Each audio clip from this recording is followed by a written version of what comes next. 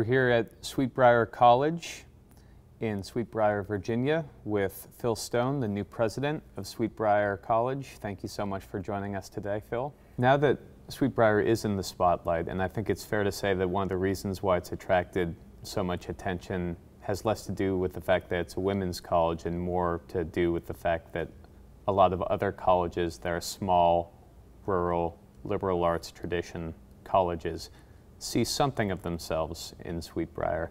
Mm-hmm. Do you feel like you are fighting a proxy war on behalf of liberal arts colleges in this, and does that put a lot of pressure on you personally and on the college in general?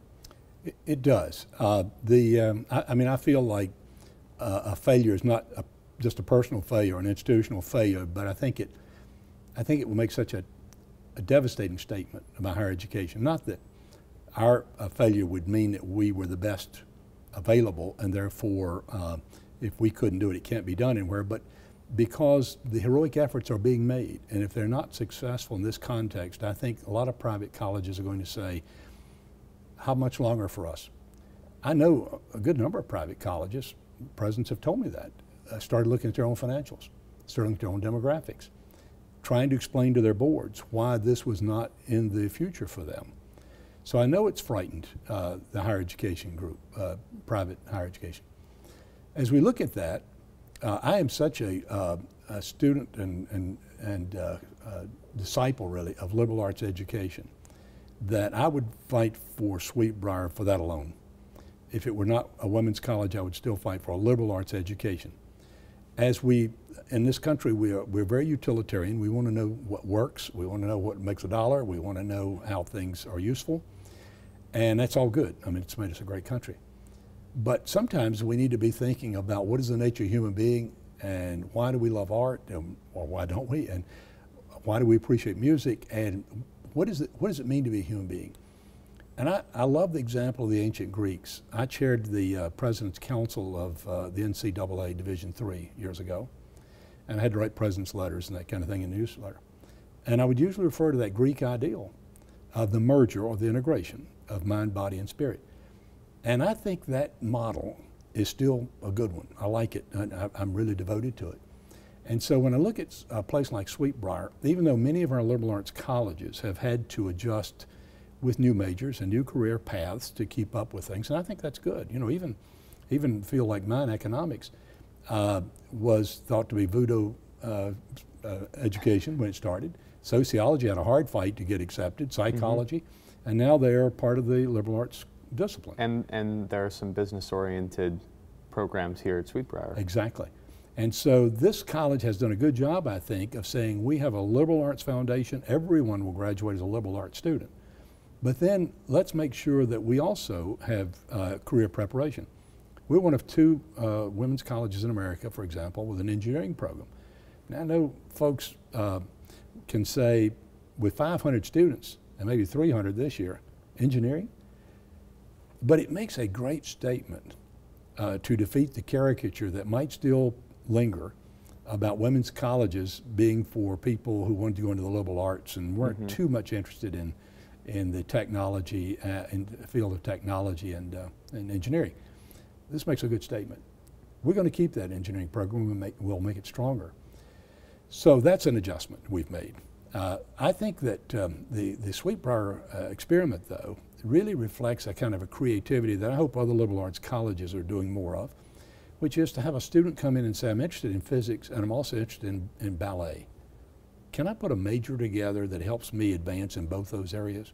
They might never dance professionally. They might not stay with physics. They might be a corporate manager. But they're going to have a way to vent that passion they're feeling and develop both artistically and intellectually in a holistic way in a liberal arts environment. That we think is worth fighting for, and we want to keep that. Predicting the future at this stage is difficult. Using your imagination and imagining Sweet Briar in 5 years, what are some of the possibilities that you see? You've talked about possibly some academic programs that take advantage of the agricultural landscape. or the possibilities of that landscape. Self-designs, majors possibly. There's still the question of whether at any point there could be male students here. What do you think is within the realm of possibility, assuming Sweet Briar is still open in another 5 years? We certainly do assume that. I'm talking as I'm saying openly that we will be here for the next 114 years, and then someone else can promise the next 114. We need to be at about 800 students, and that needs to accomplish in 5 years. That's not as remote as it seems in terms of time, because we have a small freshman class, maybe as small as 40 or 45, because we didn't recruit a class this year, making its way through the enrollment figures for 4 years. And so getting back to 500 and then past it is daunting, and it takes a little time. We're going to be about 750 or 800 students. I really believe when we get there, we can balance our budgets. I do not think that's full strength. I do think we'll have to get larger. At 800, we don't have to build anything. So it's a fairly inexpensive way to grow. So we need to do that. I hope this creativity I mentioned will continue. That's really important. And a lot of times it's not a matter of money. It's a matter of creativity and letting people do things they know how to do.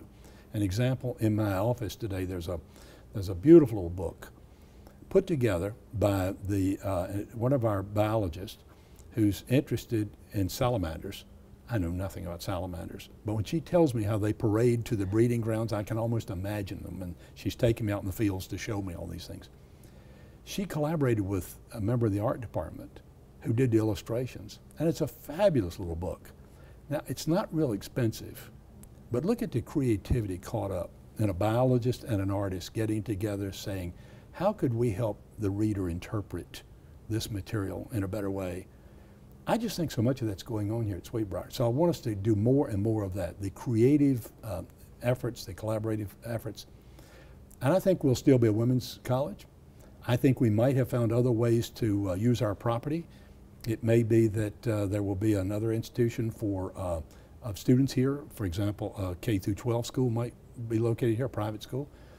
The land to table agriculture experiment, we may try that. Nothing's on the drawing board to do. I'm just saying that we're wide open to all those. And so as we think of our future, and we think of the opportunity to recruit a more global or international student body and continue the creativity, women's education, and liberal arts, we really think we are going to be a magnet for really good students. And I'm optimistic about it. I'm too old to be naive or idealistic, but I really believe we're going to succeed. Dr. Stone, thank you so much. My pleasure. Thanks for your interest.